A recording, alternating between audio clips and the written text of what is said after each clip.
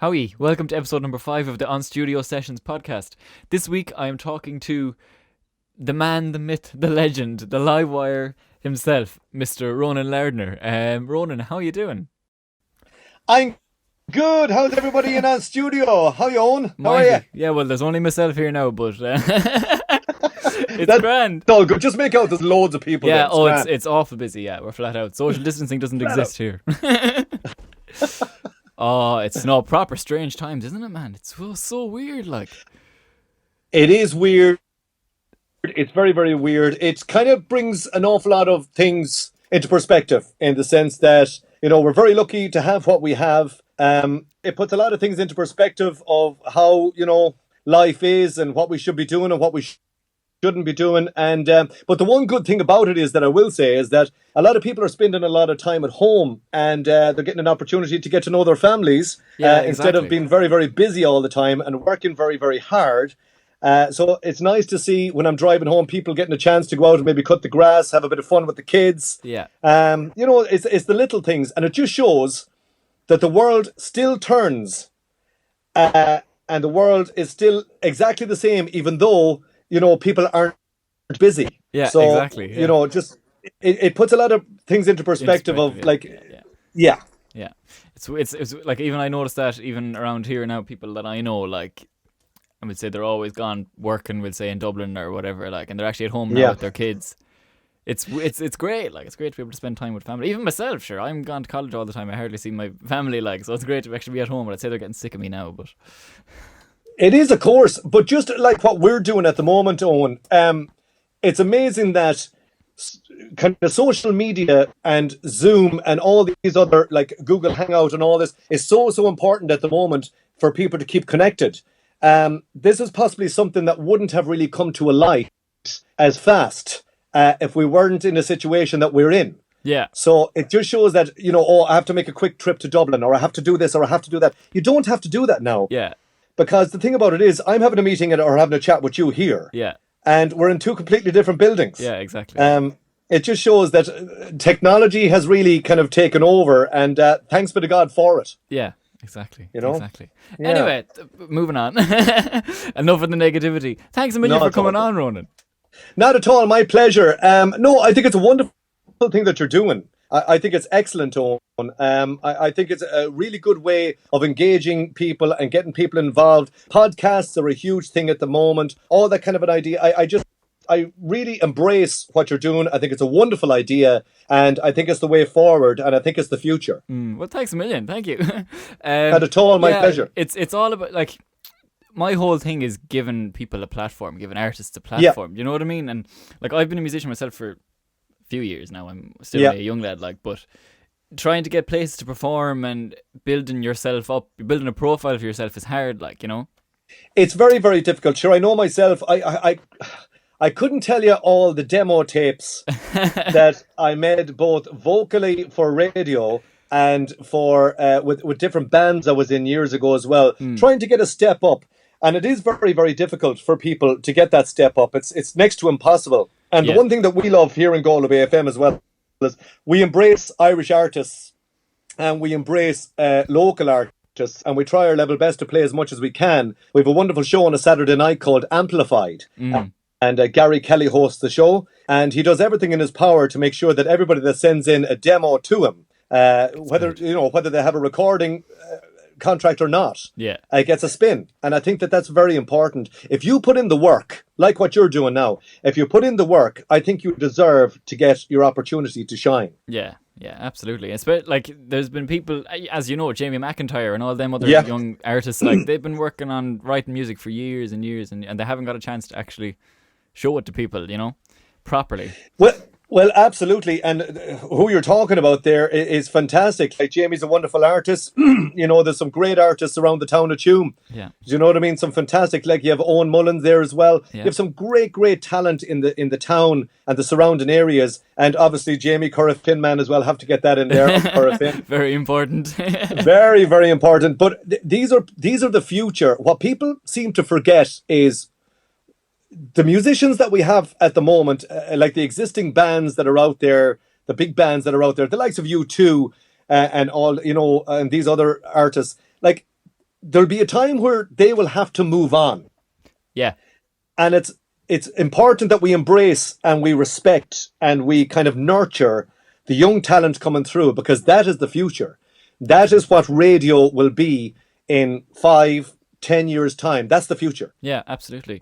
And yeah, it's just important for, like, you know, confidence building and all that stuff as well. It's a huge part of it, you know. Absolutely, even through the theatre side of things. Like Jamie, he'll tell you himself, he has gained so much from the theatre side of things, because his vocal is excellent and his performance is very, very good, because he's got the opportunity to be on stage, he's got the opportunity to sing, you know, he plays music, he does the whole shoot and caboodle. And the thing about it is, it has really stood to him. Yeah. And stood to Owen as well. I think it's fantastic that these guys are getting their opportunity now. And it's the likes of yourself who's showcasing them and giving them the opportunity at the moment, and you should be commended. Ah, well, that's that was the whole plan. That was the whole plan. That's the whole idea of the whole podcast, is just to kind of give these people a platform. And the idea down the line for this place is to build into like a record label and it's a studio as it is, and it's class. I love it. But the idea is to build it into a record label and have all these artists who I've worked with in the past, have them come along on the journey with me. Like, you know, that's the whole.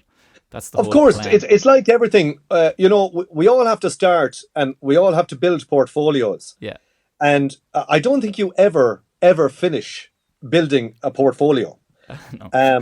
Regardless. And I've often said, like, even myself in the radio side of things, the day I call myself a professional DJ is the day that I have lost it. Yeah. Because I would never, I said this to John Richards, my boss. I can honestly say that the day that you don't learn something on radio is the day that you haven't really gone far enough. Yeah. You know, it's all about learning, and you know, the appetite should always be there. Yeah. You know, that's the key. So I think building a portfolio is most important, but to enjoy what you're doing and to gain experience from what you're doing is the key. And you will have it on. You will do it, and you will build that record label, and you will be successful because your heart is in it. Yeah. It's like anything. I don't care what people do for a living. I don't care. Whatever you do for a living. If you have the heart to do it, and to do it well, and to give it your all, you'll be successful at whatever you do. Yeah. That's the key. Yeah, you could be out picking rubbish. It doesn't matter. It doesn't matter. It doesn't matter. I think the most important thing in life is to be happy.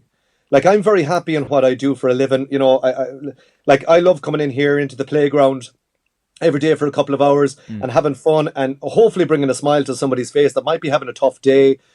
You know, bringing music that people may not have heard for a long time.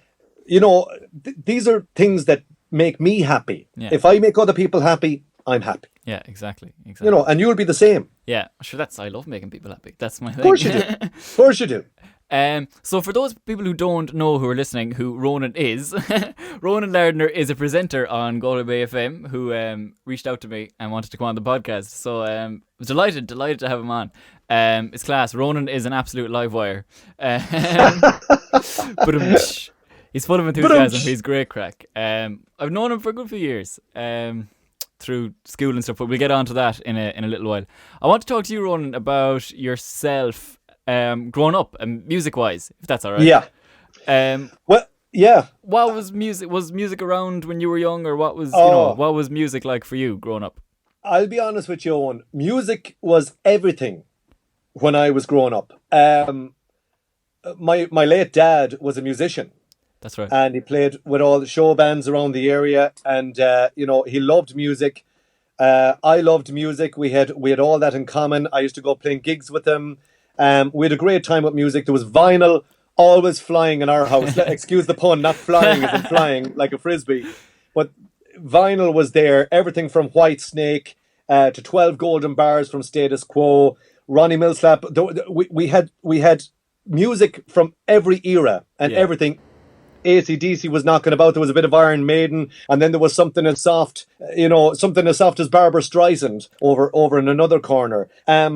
Music was a huge part of my growing up. It was a big thing in my life. Yeah. I can still remember our sitting room at home and the stack hi-fi in the corner, and I air drumming and air guitaring, still at it, and we had two hobs, can you believe it, either side of a fireplace. I'm sure lots of homes still have them. Yeah. They're kind of like two wooden hob areas. Okay. And I used to think I was Rod Stewart, standing up on the hob with a broomstick handle, and I jumped down on the ground then because I went from one platform to the other. And then I went back up onto another platform again, and I was cool. Yeah, absolutely. So I always wanted to be the artists as well. And so music was huge. My mom was able to sing as well. Mom had a lovely voice.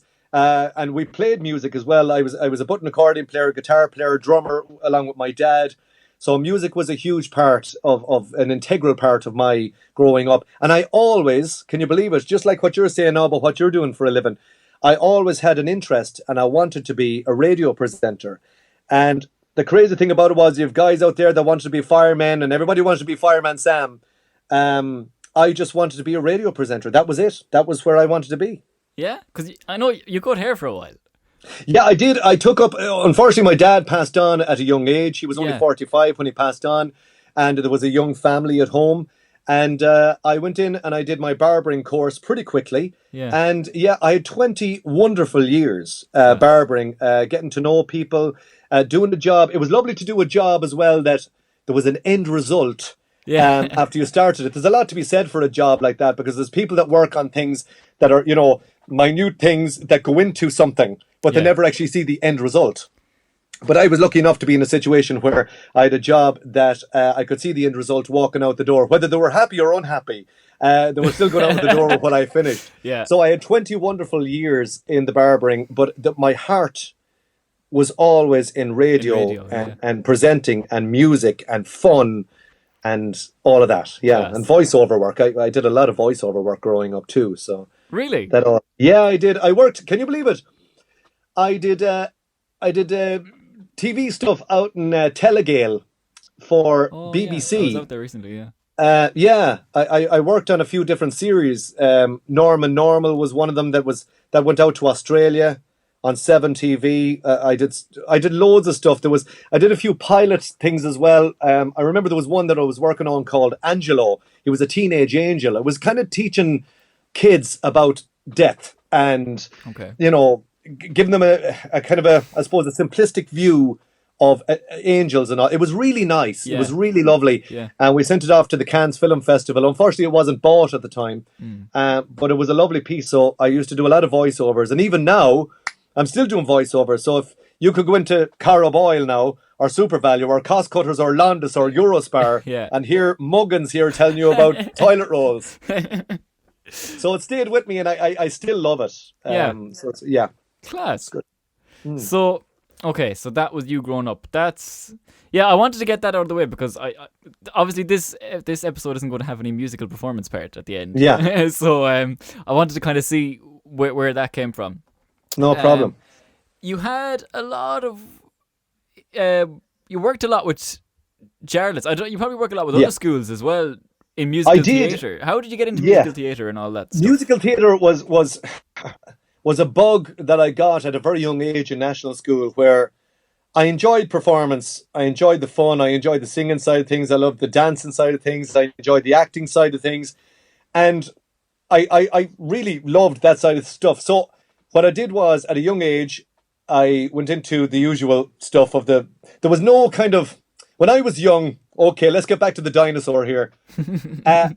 When I was young, there was no what you call performing arts groups as such. Do you know what I mean? Apart from the Billy Barrys in Dublin, like, big stuff that you're on the Christmas show, the toy show, on the Late Late Show, you kind of go, wow, look at these people tap dancing. Like, wow, and he's the same age as me. So, there was none of that really around the area. So you had to kind of, you had to paddle your own canoe. So when I got into secondary school, I went up to the late Joe Donoghue and Noel Curran and, can I go in the show this year? No. Why? Because you're too young. So it kept on going until fifth year. And eventually I went up and I said, look, I'd love to be in the show. Well, they said, you can now. So I went into a show and it went very well. And we got, great reviews on in the papers, and there was no social media at the time back in 1995, 96. Let's go back in years. And but on saying that, I just got the bug for it. Yeah. And then obviously I went into different shows and went into the Marion Choral Society show, and then everything just seemed to blossom and go very well. And I found a kind of a niche for myself, something I was very happy with and something I enjoyed. Yeah. And it was a lovely extracurricular activity. So then I said, look, I'd love to throw my hat in the ring for directing. And I was lucky enough to start directing a few senior shows, Nine Arch Clare Galway Musical Society, and a few other shows around the area. And then I started doing the secondary school shows, and I enjoyed those. And then I got a phone call. I think the happiness that I received from Noel Curran back in 2004, I think it was July of 2004, where he rang me one day and he said, look, we're looking for a director for St. Giles College in Tuam. Would you be interested? Let me know in an hour.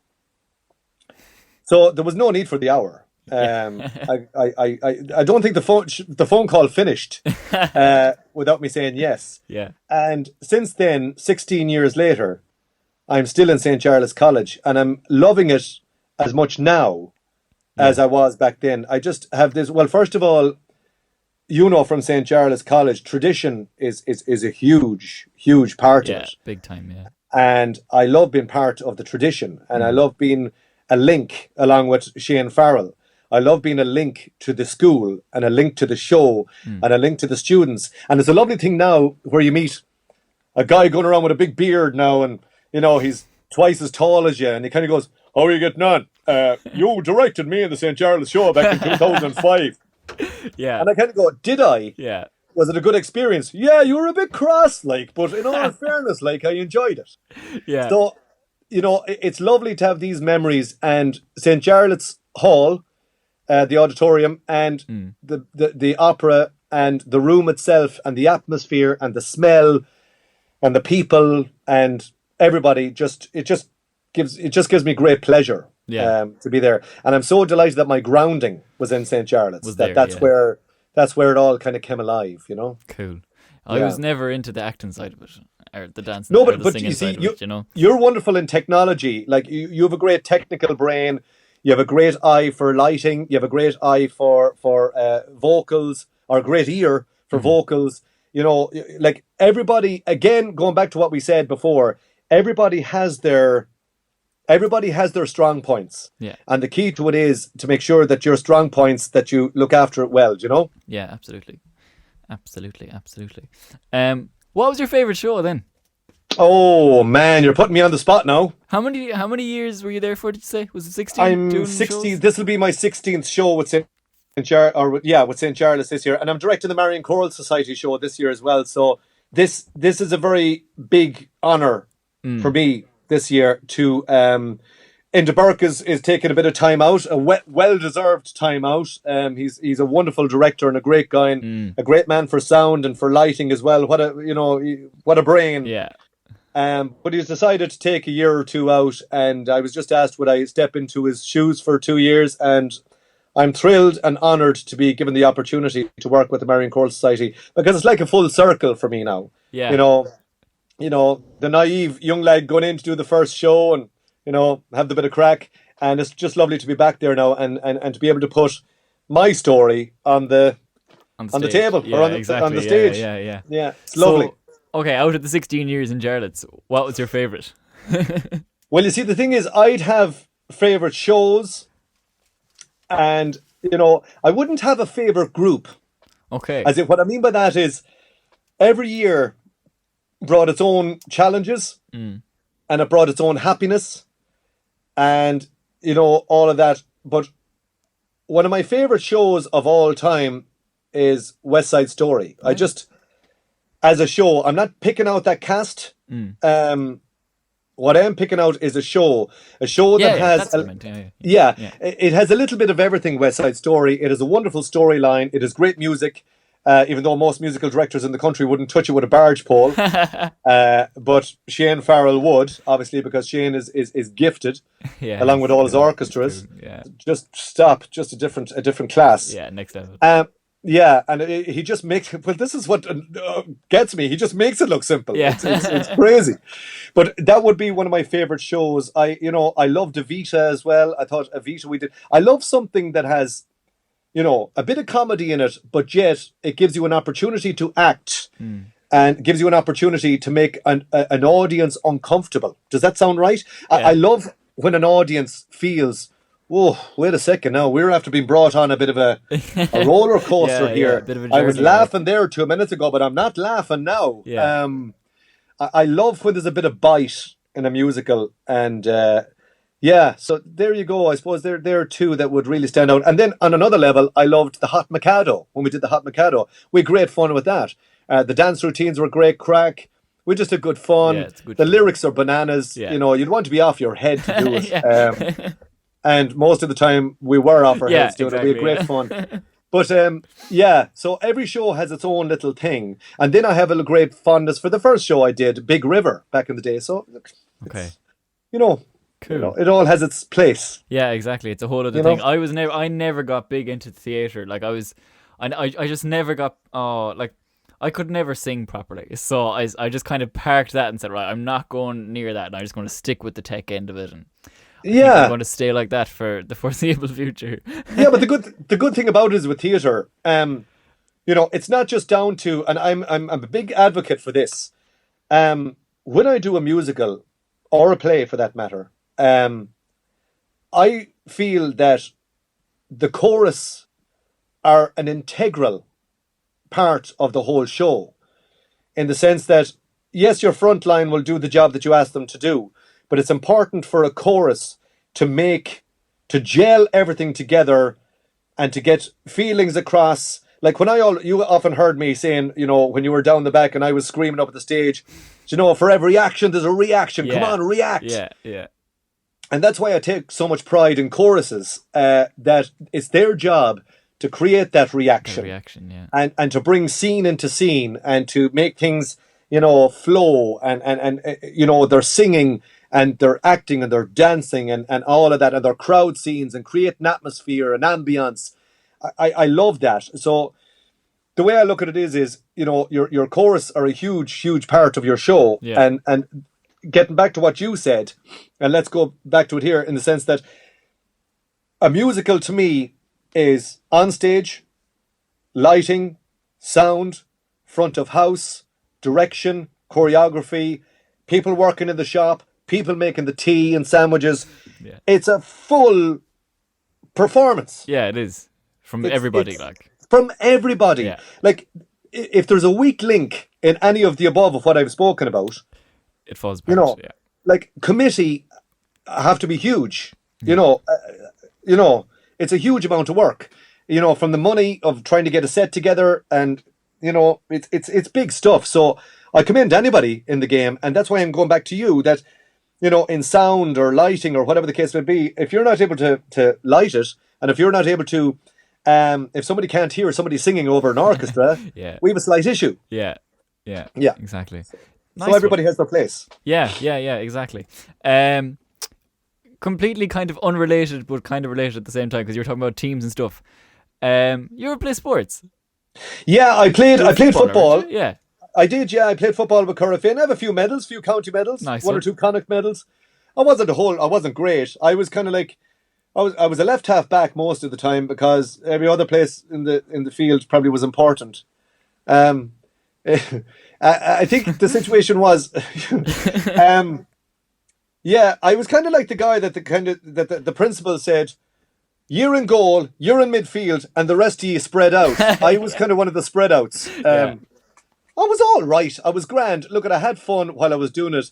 And, the fitness side of it was great, and the camaraderie with the lads and ladies and different bits and pieces, it was all good fun, but it was just no more than everything else. Just music kind of took over my life, really. Class. Still tried to keep fit and all that. Yeah, exactly. Yeah, my runners on today and my legs are out. Did anybody nominate you for that 5K thing yet? No? No, not yet, and they don't have to if they don't want to. I'll keep that in mind. I have 2 to do. Thank you. Yeah. Yeah, I feel it coming on. Yeah, I had to ask about sports because anybody that I was talking to about you coming on over the last couple of days were saying, "Oh, make sure you try and bring up as much of this stuff as possible." Because Ronan is such an all-rounder, like, you know. So I know, no, we did our bit, you know. But I suppose I was very lucky to be involved in a team in Corofin at the time. You know, we had a brilliant under-14 Fela. I was up there with them in Navan, and the likes of, you know, we had Kieran Fitzgerald on the team. You know, these guys, Derek Riley, with some big hitters when it came to football. So I was very lucky to be involved in that team, and you know, those were lads that went on then to win All Ireland in club. You know, so yeah, I just went up and supported them and had a pint. Yeah, and went lakes down the pub then afterwards. Lakes. Yeah. You're actually, that's kind of similar to myself though. Not the lakes down the pub part, but the whole music part. You know, like I played sports as well for years. Played hurling, played football, and no, just didn't. Yeah, it's just like, rock you know, with me, like. Exactly. You know, look, it was good fun and all that, and I enjoyed it, but I wasn't going to win any All Ireland. Yeah, I'm a big lanky C word, so it's not gonna. No, I wasn't even big and lanky. I just wasn't good enough. Well, there was that side of it as well. Yeah, but true. Yeah. Deadly. So, okay, I want to move on to Ronan now in Galway Bay FM and stuff. Before I did that, you DJ'd, like event DJ. Yes, I DJ'd. I'll be honest with you. I played in bands over the years and all that, and I enjoyed it. But the hardest thing in the world to do at a time really is to kind of keep everybody together, and you know, people going in different directions, doing different things with their lives. And I said, you know what, I might give it a rattle. I might give the DJing a rattle and see how it goes. I had a fair, you know, capacity in music. I had a lot of music downloaded and bits and pieces. And I said, look, I'll give it a rattle and see how it goes. And one thing led to another. And, you know, I started doing a few pub gigs, and you got the odd clap, you know. As a fella said one time, it sounds like when a cow does his business on a concrete pavement. You just, Yeah. But no, I started doing the pubs, and then between one thing and another, people started kind of saying, you know, he's all right, he's not bad.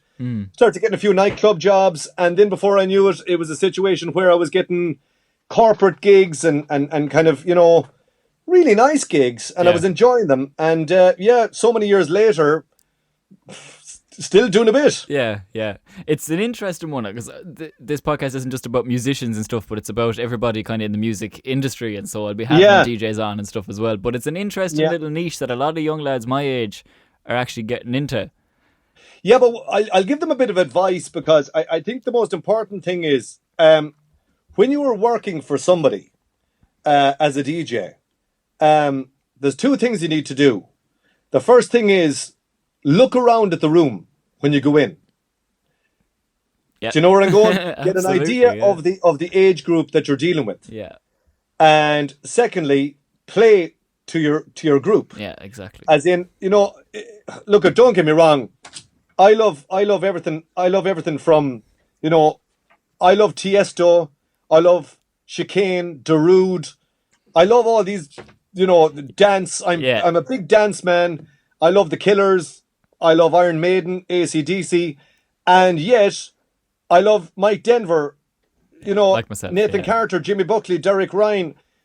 You know, it's important to play to the room, because the success of your business as a DJ is very much hinged on the floor being busy. Yeah. Obviously, if you go into a nightclub, you know, you play to suit there. You know, it's all that kind of an idea, and as well as that, always have a playlist that would be alternative. That if you went into a room and you spotted, right, okay, I have a huge variety of people here. You know, feel it out by playing a few older songs first. Does it get them going? Do you know, just play the crowd. The key to it is to play the crowd. I'll be honest with you. I have never made a playlist in my life when it comes to DJing. I've never gone in and no, what I have done is I've put 90s together, organized them, noughties, rock, whatever. I've those on the iTunes list, you know, but I've never gone in there and said, this is the music that I'm going playing tonight, because it never turns out like that. Yeah. Never. Like, I've gone into weddings looking at a crowd and kind of gone, oh, do you know what they're really going to like now, man? They're going to love this. Yeah. And when I play it, the floor clears. Yeah.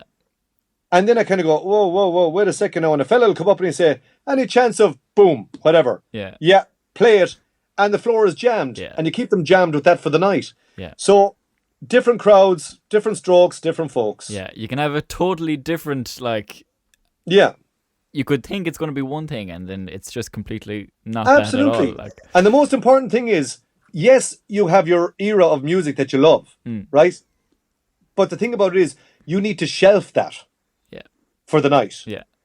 And realise that you're getting looked after financially for them, not for you. Yeah, you're not playing for yourself, really. Like, you're not playing for yourself. Yeah. Well, look, it depends. You might go into a room and there might be more up on the stage than there is sitting down drinking, but... you know? Yeah. No, I see it myself DJing. Like, I've been DJing for a few years now, and I started in the Bridge in Tuam, and you know the Bridge bar. I do. Great spot. It's full of little nooks and crannies, and it's lovely. But the crowd in there is kind of, it's really mixed. You can have really young people in there and older people in there. So anytime, the first 2 or 3 nights I was in there, I was playing all the kind of modern stuff, charity stuff, like your George Ezra and stuff, and that was kind of grand. And the following, would say a couple of weeks after that, I went in and I was like, geez, I'm going to change it up a bit now, and I'm going to go back to like 90s and go back to before that, and that was a different story. That was incredible. There was people coming up to me like complimenting me on the music and all that stuff. So it's hard to judge. Like, well, I'll say something now, and I mean this: 80s and 90s music is bigger now than it was in the 80s and 90s. Yeah, big time. And that is a fact. Yeah, big time. Definitely. I had a young lad come up to me one night and he said, now even if this was 70s, he turned around and he said, he was about 9. And he said, will you play a song for me? I said, I will. He said, do you have Casey and the Sunshine Band, Give It Up there? And I said, I do, yeah. And you might play Earth, Wind and Fire September after it, will you? I said, what age are you? 9, he said. What? So this is the music that they're hearing at home from mom and dad. Yeah. And this is this is their music now. Yeah. So look that's where it's working at the moment. That's where it's winning. Yeah. And you know what's another great thing now is TikTok. Oh, fantastic. For music, like, there's these... Yeah. So sometimes it annoys me where someone comes up to you and you're like, oh, have you heard this song? It came out years ago, and you're like, yeah, I heard it, yeah. But they're only rediscovering it. But that's actually a really cool thing, the fact that they're rediscovering all this old music. Look at, that Will Griggs on Fire song? Yeah. Freed from Desire, Gala. Yeah. Humongous back in the day. Yeah. Like, humongous. Yeah. Like back in the 90s. There's all of these kind of, there's loads of songs out there, you know. There's Elton John songs, there's, there's Phil Collins songs that are kind of brought back, and there's samples being used from them, just brilliant stuff, like. Yeah. Yeah. And actually, there's another thing I just saw for any DJs listening. You know how we'll say if you go to stream, I'm sure you might even do this at Galway Bay, we'll say if you go to stream a video of that contains music in it, live, there's all this like copyright stuff. There's a new platform now called Mixcloud. Oh, yeah, Mixcloud. Been around for a long time. And they actually have started doing live streaming now. And because they have a broadcasting license, you don't get copyright strikes from your things, which is really cool. They only released that on Monday, but I'm definitely going to be trying that out at some stage. Yeah, well, when we get a lot of music in here, new original music in here, they would send it to you via Mixcloud as well. They send you on all different platforms, you know what I mean? But on saying that, that's the big thing now. Like, do you know what the crazy thing about it is? There was a time where, there was a line, will you play my tape? Yeah. Or here's my CD. Yeah. Like, we used to, oh my God, when I first started here, CDs were flying in the door. They were stacked up in corners and, that's all, well, not all gone, but it's nearly gone at this stage. Yeah. You're sent WAV files, you're sent MP3 files. Yeah. That's the way it is. They send you a kind of a link to Dropbox. Dropbox, yeah. It's all there. Mixcloud is there. They'll send you a link to Spotify. So look, there's loads of different areas that you can grab music from. So yeah, it's cool. It's pretty cool. And a lot of DJ software now is implementing streaming as well into their actual software. So you can stream from Spotify and stream from Tidal and all these different places. Absolutely. It's really cool. So again, it widens the whole what's the word I'm It looking does. for? Not Well, spectrum, but it opens you know, up the the whole horizon world. of music. Yeah. Yeah, it does. And the other thing about it is, the most important thing is that's all very well as long as the place that you're dealing with has good Wi-Fi. Yeah. My God, I'll tell you, there's some nightmares out there Yeah. at times when you realize, oh God, what'll I do here? Yeah. But yeah, no, you're dead right. You're dead right. You're dead right. It's happened to me a few times. I was out in Cortoon. They run this camping event every summer. They won't be doing it this summer, unfortunately, but Yeah. it's a 24-hour camping thing. So everybody is up all night in a big, massive marquee on the pitch, like. And obviously there's no Wi-Fi out there, so I was getting all streaming all this music from 4G on my phone, like. Yeah, you know. But it held out fine. But it's a worry, like, to keep on top. It is a worry. Actually, I won't name the place, but I'll never forget. I did an outside broadcast a couple of years ago, and the whole outside broadcast to thousands and thousands of people stemmed on a dongle. Oh, like a 3 he dongle. left exactly there. Oh, Jesus. Oh my God. And I put a cup over it to make sure that nobody touched it. Oh no. So the whole broadcast was completely hinging on that, because we're in an area that obviously, the Wi-Fi wasn't good. Was bad. So hopefully things will begin to kind of lift over the next while with all that, and places like, you know what I mean? Once we get fibre and stuff, hopefully all this will just kind of help. Yeah. You know? So finally then, bringing us to where you are now is Galway Bay. Yes. Give me your whole Galway Bay FM story from start to finish, and then I'll get into some other stuff to do with radio. Okay. Well, it first started out that I was constantly sending in CVs here. Used to go into Kenny Rafe down the road and record a few bits and pieces. Yeah. Send it in. I get reply that there was nothing here. And that was fine until one day, a lot of years later, a gentleman by the name of Tom Gilmer, who has passed on. Tom came in to me and he said, "I'm finishing up now fairly soon. I'll put your name in and hopefully, see what the story is." So he put in my name and I rang a few DJs that I knew on the radio and I said, "Will you please give me a leg up and see how it goes?" So eventually it turned out that I did get in and I did my first show and I was like that, shaking like a leaf.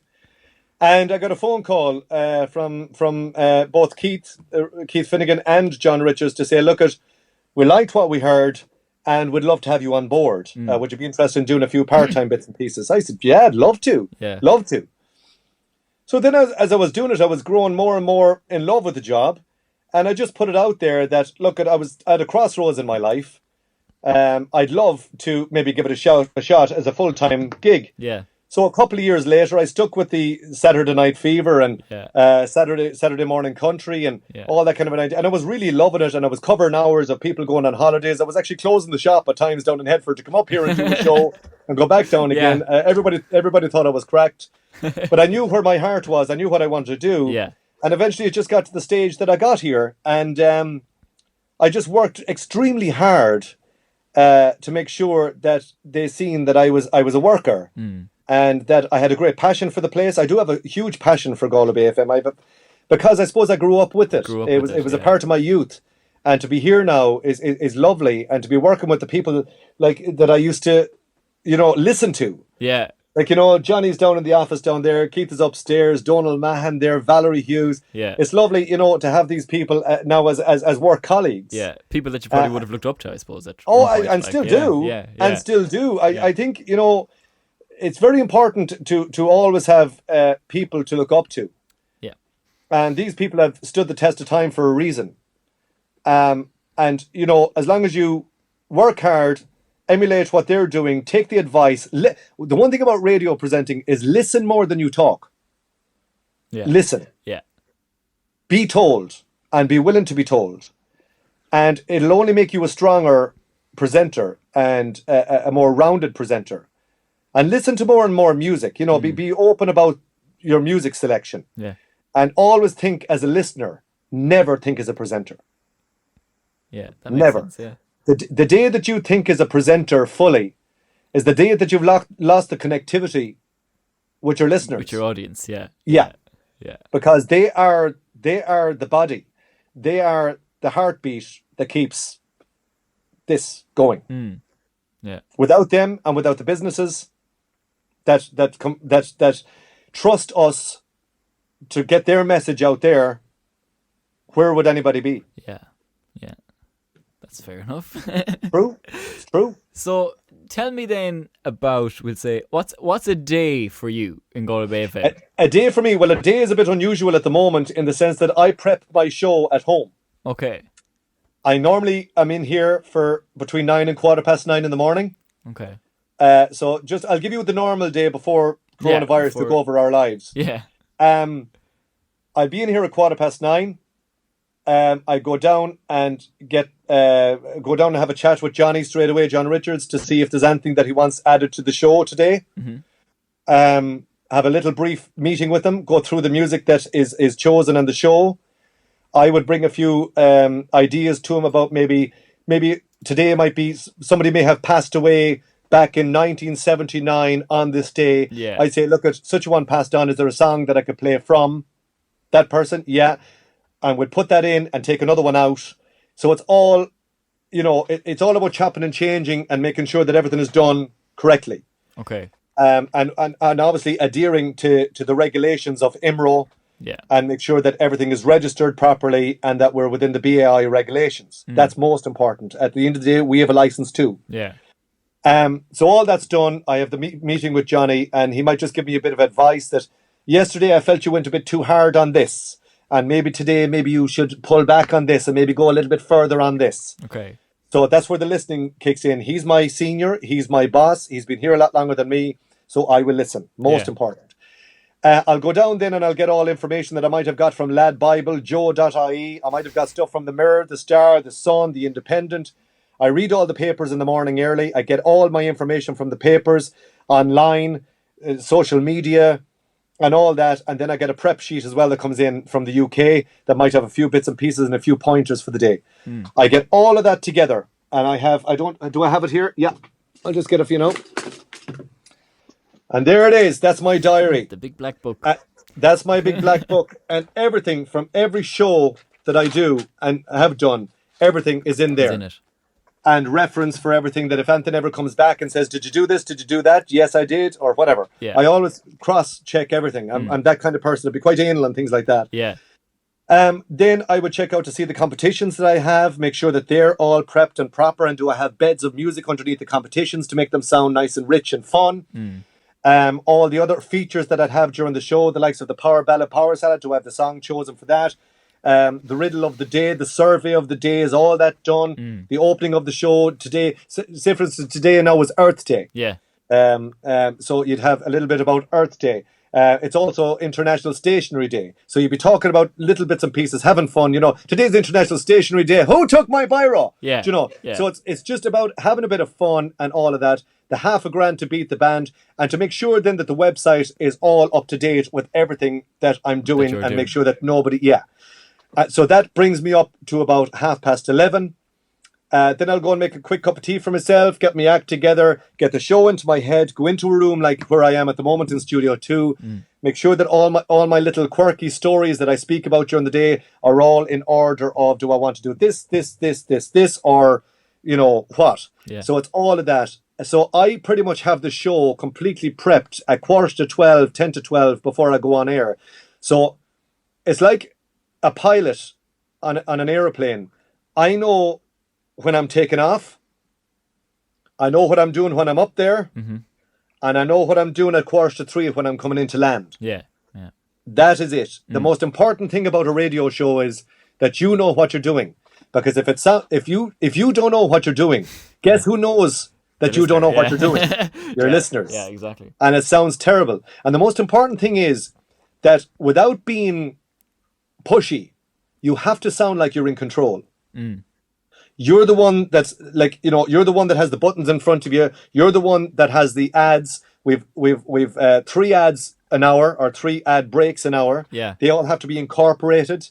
Make sure that they're played at the right time, that you don't overstep a mark, and you need to be out at, say for instance now, if it's 3 o'clock, 2:59:48, Ronan needs to be gone out of town to allow Bernadette Prendergast or whoever doing the news be in.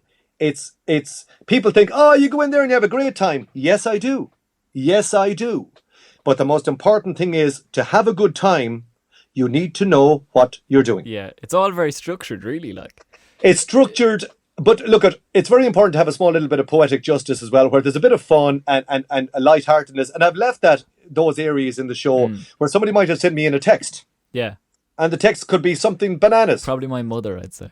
There you go. Look at Mary Amelia is a great operator. But the way I look at it is you have to leave yourself open space to have a little bit of a conflab. Somebody could have sent you in something and you kind of go, really? Ring them, quick. How are you, John? What are you at? I'll put you on air. Yeah. So you need to have these little areas, little nukes that allow you. But 9 times out of 10, it's quite structured, yes. Isn't it like 15 minutes talking and then an ad? Or is it, yes. Does it work like that every 15? Well, it does to a certain extent. Like, you know what I mean? Obviously, you have Keith's show, which is a talk-heavy show. Yeah. Mine is a music-heavy show with a bit of fun, banter, information, ads, news, and sport, obviously. Yeah. So there's all of that. So everything has its little balance, yeah. Yeah, yeah. But the most important thing is people love music. They don't want to be listening to Ronan nattering on all the time and all that. So whatever I have to say, there's a line that we use here regularly, and it was instilled in me from day one, is think before you link. So before you open your mouth. Actually, when I was listening. I said it on air, and it's the key. Yeah, it is. So so always and ever think, and always have a structure of. Okay, I'll tell you this. I'll give you a little secret about DJing on air. If you speak about more than 3 topics in one link, people will have forgotten about the first thing that you spoke about. It's gone. It's over. It's done. Yeah.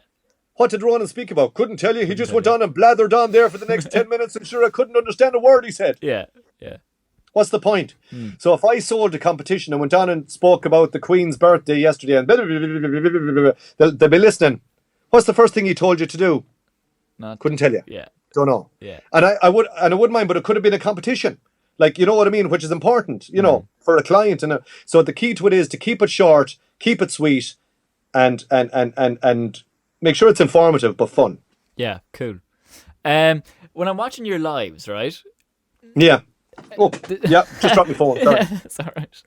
This is kind of music to do with music on the show. When I'm watching your lives, sometimes you have your decks in front of you. Yeah. Do you mix live on the show? Sometimes. How does that work? I'm kind of getting into the technical side of it now, but how does that actually it's okay. work? No, like? what we do is, like, when I was doing that, the madness of the isolation party there a couple of weeks ago, where I looked like a 5-year-old child enjoying myself. Loved it, yeah. I just take Duke 2, say for instance, the second DJ fader on the desk here on our main desk. Yeah. I would plug out my 2 jacks, my 2 XLRs. Yeah, and plug in your deck. Plug in my 2 XLRs from the desk. Yeah. Go on to the B setting, so I'm kind of changing the setting on the what you call it, and I just have fun. That's class. I didn't even know you could do that, and I saw. Oh, you can, day, yeah. And I was like, "Geez, that's no, class." It's not ridiculously recommended, but on saying that, it's if you want to have fun, just bring in the decks at times, yeah. And then so otherwise, but I wouldn't be doing that now during the weekly show. Yeah, I'd only be doing that makes sense. if I was doing the madness that we did for the self-isolation party, or I do it at times as well for Valerie's show on a Saturday morning, because I would be choosing the music for that. Okay. So when I choose the music, I have to fill out the IMRO return. Okay. To make sure that everybody gets paid. Yeah. So it's up to me to make sure that that's all done. Yeah. Okay. Yeah. That's actually really interesting. Yeah, because I've seen that, and I'm just wondering, how does that actually work? So when you're not doing that, then all the music is stored on the computer, obviously. Yeah, the music is obviously in our kind of database here. Okay. And every hour I click on a little clock that's on our software. And the music for that hour will automatically come up, and it's just drag and drop into position. But I would have already a physical copy of that music in my hand before I go on air at all. That's again how anal I am. Yeah, just in case. Like, I make sure that everything is printed off. I would never 100% rely on everything technology-wise. Like, I'll even have a CD. We have CD players to the side as well, which we don't really use. But I'll always have a CD in there that if the software let me down, press play, and I can put up a fader and let the music play. Yeah. You know, so dead air is no air. Yeah. There is no excuse in the world for dead air, unless it's a minute silence. Yeah, exactly. Genuinely, Exactly. Because I've seen I've seen that kind of the way that kind of software works just from watching videos and stuff. Yeah. And it's really cool. But all the music then is curated, obviously. So either by yourself, like you were saying there, or someone else. It's all kind of picked out. I have to say, the boss, John Richards, is a very, very open guy when it comes to music, in the sense that he will be quite, strict about. We play a lot of Irish music on the radio because we want to honour the Irish artists, and it's also within our BAI regulation to make sure we play an allocated amount of Irish a day. Okay.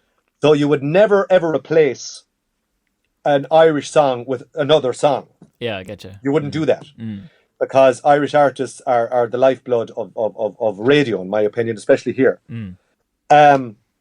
So you could replace it with other songs along the line, as long as they're within. Like, we'd be playing an 80s, 90s Irish new, 80s, 90s Irish new. Okay. We'd make sure that the playlist would be very open to everybody. Give everybody a twist. Or 70s as well, obviously. So that's the way we do it. So it'd be like a game of poker at times down the room with Johnny. I'd be looking at him and he'd be looking at me. Can we replace this with this? Go on, you devil. Yeah, okay. Yeah. And then we change it on the system, so make sure everything is done right. But he's a very open guy like that. But he will be quite strict as well when he wants to make sure that certain things are played. Like the likes of Hudson Taylor, they need their twist because they're good, they're brilliant, they're Irish, they're lovely. Picture this, it's important that these guys, the script, get their twist. The Cranberries, all of that. So we make sure that we play as much Irish as humanly possible. So my next question then is, how would say the likes of Picture This and the likes of Hudson Taylor, who are on labels, most of the artists on the radio are, how do you get their music?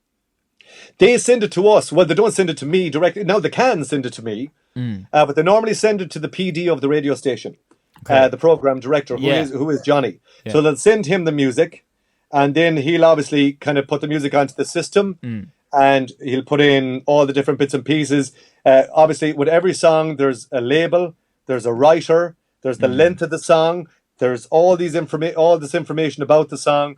That all has to be put into the system to make sure that everybody gets looked after when it's played. Yeah. And then Johnny will say, right, that's the new Picture This song.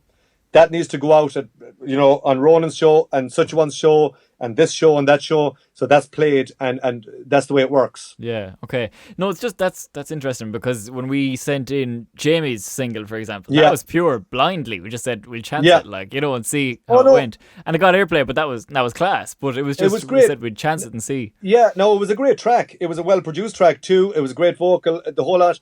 And when I got it, I gave it to Johnny, obviously. And Johnny said, "Yeah, it's a great track. Let's put it on." It was a lovely Christmas song. It was really, really lovely. Yeah. And it worked out a treat, and it got huge reaction. Yeah, it did. It was class, and thanks a million for that. It was brilliant. Yeah, but all good. Again, for artists that are listening that are eventually going to want to have their stuff on the radio. Yeah, what would be the key things that you would say that they would have to have done? Well, I'll be honest. The first thing is to make sure it's no more than about 3.5 minutes. Okay. I find songs that are too long sometimes can fly by the wayside. Yeah. Make sure that it's well produced, well mastered. Make sure that you listen to it a few times, and make sure that you're happy with it. Send a very good cover letter with it. Okay. To make sure that it stands out. And make sure that whatever email you send it on, make sure that the icon that you have with it, or the graphics on it, look professional. And just be yourself with it. Be yourself. Be true to yourself. Okay. An awful lot of artists kind of try to be something else or someone else. There's no point. No. Yeah, I say that to all the artists that come in here. There is be no yourself. point. Use your own accent. Be yourself. Play and have fun. Like, the key to a good song is the fun that the musicians are having making it. Yeah. The way it is. And there's nothing that drives me up the wall more than artists who don't use their own accent when singing. Absolutely. Up the wall. Or another thing that gets me is people that don't pronounce their words properly. Oh my god. Or don't finish a word or don't finish a sentence. It drives me berserk. Yeah. Now I know sometimes there's there's a bit of creative kind of leeway, but it's just absolutely. Yeah, that's class, Ronan. It's you've given us a fair old insight into everything there, really. Yeah, but all I'd say to people is, the most important thing is follow your dreams. Always follow your dreams. However close you get to them, the key to it is to make sure that you keep going in the direction of them, and hopefully everything will work out. Absolutely, yeah. I always say that as well. Just stick to it, and stick to it. Yeah, stick to it. Ronan, thanks so much for coming on. Not at all, my pleasure. Yeah, it was class to talk to you. I know it seems it's a weird one because there was no musical performance part. So it seemed like I was jumping to different things, but I wasn't. I was trying to just. Not at all. It's different when you're not talking to a musician, kind of. Absolutely. You know what I mean? But it's all good. Ronan, thanks a million. Not at all. Thanks a million. Galway Bay FM, the sound of Galway. Owen, keep doing what you're doing. Will do. Well done on all you're doing, and thanks a million. Keep up the good work. Thanks and yourself. Keep people happy. Deadly. All right, Ronan. I'll talk to you later. See you later, buddy. Good luck. Bye. There you go, Ronan Lardner. What a guy. Great crack, lovely lad. He's been presenting on Galway Bay FM for a few years now. He is absolutely mad on Galway Bay. He presents a show called The Live Wire, and he's absolutely hilarious. He's great crack, and lovely person to talk to. He's been involved in so many different things between theatre and shows. He DJ'd, and now he's on the radio. Just a complete all-rounder, and I was absolutely delighted when he asked me to come on. So yeah, thanks to Ronan, thanks to you for listening, and we'll catch you in the next one. Good luck.